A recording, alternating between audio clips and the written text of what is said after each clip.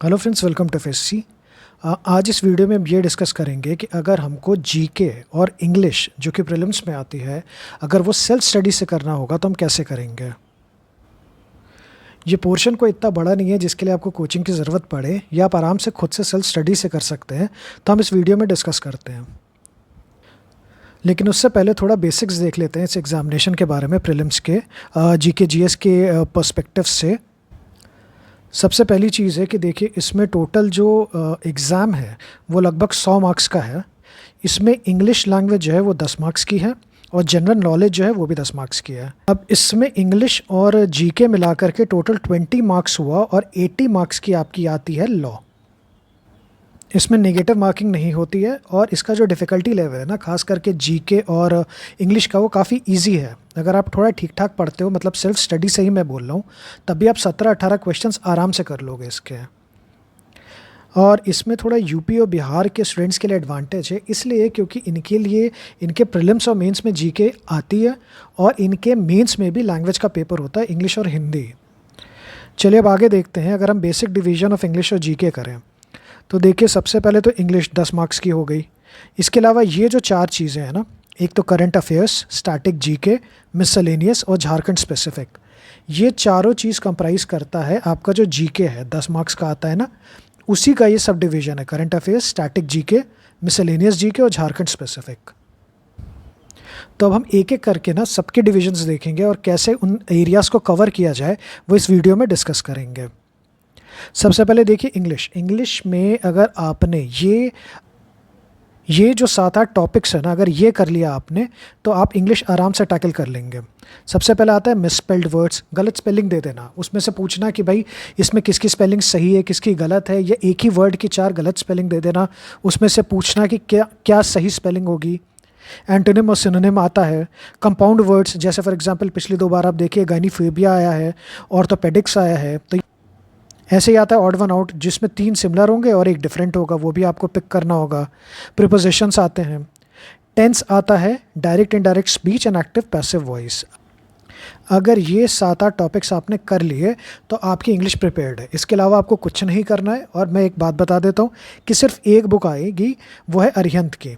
अरिहंत की एक नॉर्मल सी आप ग्रामर की किताब ले लीजिए, उसमें से ये 8 टॉपिक्स जो हैं इनको कर लीजिए, और आपकी इंग्लिश बहुत इजीली टैकल हो जाएगी, और आप अच्छे खासे 8-9 नंबर मिनिमम ले आओगे इंग्लिश वाले सेक्शन में। इसकी इंग्लिश बहुत डिफ़िकल्ट नहीं है। इसमें ना अगर आप प्रेजेंस ऑफ माइंड लगाओगे ना कुछ, क्योंकि मैं जब क्वेश्चंस देख रहा था तो मुझे ऐसा लगा कि बहुत से ऐसे क्वेश्चंस हैं इंग्लिश में कि आपने अगर थोड़ा सा प्रेजेंस ऑफ माइंड लगा लिया ना, तो आप आराम से क्रैक कर लोगे इन क्वेश्चंस को। इसके बाद जो एरिया आता है वो है जनरल नॉलेज। जनरल नॉलेज में मैंने आपको पहले बता दिया कि 4 सेक्शंस है। बेसिकली करंट अफेयर्स है, मिसलेनियस जीके है, झारखंड का जो लोकल है करंट और स्टैटिक, और उसके अलावा स्टैटिक जीके इन जनरल जो आपकी हिस्ट्री, ज्योग्राफी, पॉलिटी होती है, वो सारी चीज़ें हैं। अगर हम इनको इंडिविजुअली देखें तो देखिए, सबसे इंपॉर्टेंट जो है, देखिए मैंने पहले भी ऊपर एक ब्रेकअप किया था मार्क्स का, तो इंग्लिश 10 मार्क्स की है। करंट अफेयर्स जो है ना, जो कि टोटल 10 मार्क्स का आता है, उसमें से 4 से 5 मार्क्स का करंट अफेयर्स होता है। स्टैटिक जीके जो है, हिस्ट्री, ज्योग्राफी, वो 2 से 3 मार्क्स है। मिसलेनियस 3 से 4 मार्क्स का आता है, और झारखंड स्पेसिफिक 1 से 2 सवाल आते हैं मुश्किल से। तो अब इनका इंडिविजुअल ब्रेकअप देखते हैं। देखिए, सबसे पहले करंट अफेयर्स है। करंट अफेयर्स मैंने बोला 4 से 5 मार्क्स का आएगा। इसको कैसे करना है, मानिए कि एग्ज़ाम अगर फॉर एग्ज़ाम्पल दिसंबर में पड़ता है, तो दिसंबर से 1 साल पहले तक की जो करंट अफेयर्स होगी ना, मतलब ये कि दिसंबर 2022 से लेकर नवंबर 2023 तक की करंट अफेयर्स आपको करनी है, एक ईयर की। जिस भी महीने में प्रीलिम्स होता है उससे 1 साल पहले तक की। किस तरह की मैगज़ीन आप लेंगे, मान लीजिए प्रतियोगिता दर्पण एक अच्छी मैगज़ीन है, आप उसको रेफ़र कर सकते हैं, या आप दृष्टि ले सकते हैं, स्पीडी ले सकते हैं, जो भी आपके यहाँ अवेलेबल हो आप वो मैगज़ीन ले सकते हैं। इसके अलावा मैं एक चीज़ और बोलना चाहूँगा कि सिर्फ हेडिंग्स पढ़नी है। देखिए, बहुत ज़्यादा नंबर की जीके नहीं आ रही है, 4-5 नंबर की जीके आती है, और जिस लेवल के क्वेश्चन है वो बहुत डीप नहीं है, अनलेस एंड अनटिल वो एकदम जैसे G20 अभी जो हुआ इंडिया में, क्योंकि इसकी प्रेसिडेंसी इंडिया की थी, या चंद्रयान है, ऐसे टॉपिक्स को बहुत डिटेल में पढ़ना है। बाकी सबकी सिर्फ हेडिंग पढ़नी है, और सिर्फ हेडिंग से क्या होगा कि आपके 4-5 क्वेश्चन हो जाएंगे। तो वो बहुत ज़्यादा आपको बहुत डीप में जाके करंट अफेयर्स नहीं पढ़नी है। इसके बाद करंट अफेयर्स के बाद जो सबसे इंपॉर्टेंट सेक्शन आता है वो मिसलेनियस जीके है। हाँ, मतलब स्टैटिक जीके से भी ज़्यादा इंपॉर्टेंट मिसलेनियस जीके है। और वो आप कहाँ से करेंगे? ये लूसेंट का मिसलेनियस पार्ट है ना, वहाँ से सिर्फ आप कर लीजिए और आपकी मिसलेनियस जीके तैयार हो जाएगी, 3 से 4 क्वेश्चंस। इसके बाद आता है झारखंड लोकल। झारखंड लोकल में क्या होगा, आप एक काम कर सकते हैं, पिछले 6 महीने के ऐसे ऊपर ऊपर करंट अफेयर्स दे सकते हैं, या कुछ बेसिक्स ऑफ झारखंड की, जैसे झारखंड का फॉर्मेशन कब हुआ, या वहाँ कौन कौन से हिल्स है, रिवर्स है, या फॉर एग्जांपल कौन से नेशनल पार्क्स हैं या वाइल्ड लाइफ सैंक्चुरीज़ हैं।